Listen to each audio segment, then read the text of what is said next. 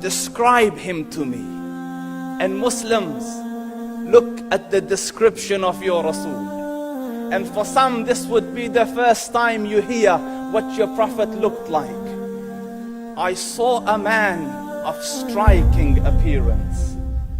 ظاهر الوضاء أبلج الوجه, radiant face, حسن الخلق, beautifully created.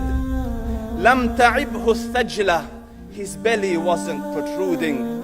ولم تزر به السعلة, nor was his head disproportionate and small.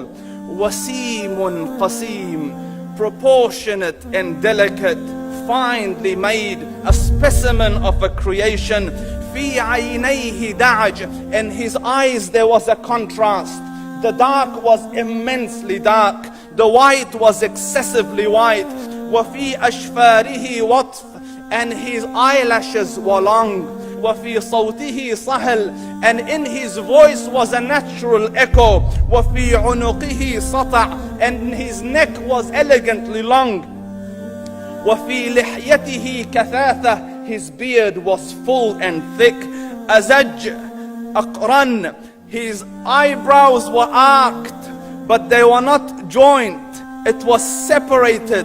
In صمت فعليه الوقار, when he was silent, dignity covered him.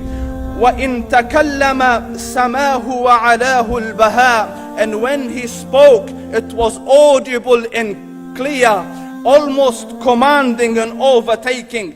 أجمل الناس وأبهاهم من بعيد, from afar the most striking and outstanding in appearance. وأحسنهم وأجملهم من قريب, and when he came near, the best of them and the most handsome of them in closeness. حلو المنطق, such an exalted and sweet level of logic. Like when he used to speak, it was so coherently logical, it was smooth and easy to understand. فصل لا نزر ولا هذر, he was to the point, not excessive nor too short. كأن منطقه خرزات نظم يتحدرن, his logic, his utterances, his words were like jewels coming out of a necklace, calculated, polished, one after the other, it would flow magically. ربعة, he was medium in height. Your eye didn't have to strain to look up at him, nor was it tedious to look down at him. He was a comfortable sight to look at. له رفقاء يحفون به, he had friends, the people that were with him, they were working around him to try to serve and protect him.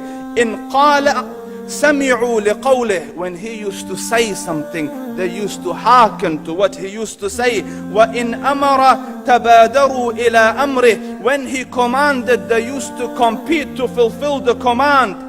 This is Muhammad Rasulullah. This is Muhammad Rasulullah. Anas ibn Malik says, he says, I came out one night, it was the full moon night.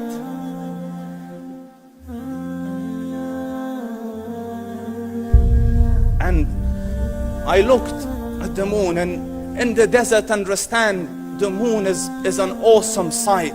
It is smooth, it is radiant, it is clear, it is gentle compared to the scorching sun at which they are used to.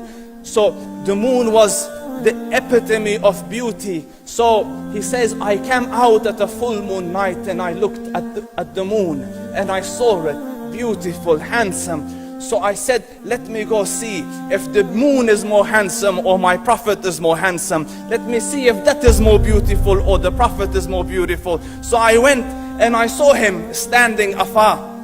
So I looked at his face and I looked at the moon, and I looked at his face, and I looked at the moon, and I looked at his face, and I looked at the moon, and he said, Wallahi, he was more handsome than the moon in its entirety. That is just the look of your Rasul. Aisha radiyallahu anha says, I was sewing with the needle, my needle dropped in the dark, I couldn't find it. I said, Ya Rasul, I can't find it. he moved his face close, and I swear, out of the radiance of his face, I found my needle.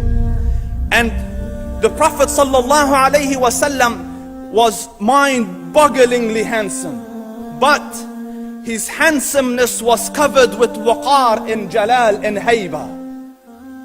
The Sahaba say, when we used to sit at his feet, two feelings conflicting would come on the heart. The first one, you wanted to look at him. You wanted to behold the majesty of his face. And when you wanted to look up, shyness used to overtake you, so you used to look down. Amr ibn al-As says, I sat with him many times, but if you ask me to describe his face, I can't describe it. I wouldn't be able to look up to him ijlalan wa ta'zeeman. I couldn't look up at him. And that is why he didn't have the problems that Yusuf alayhi salam had. Because it was difficult to penetrate the awe and the splendor of the Rasul.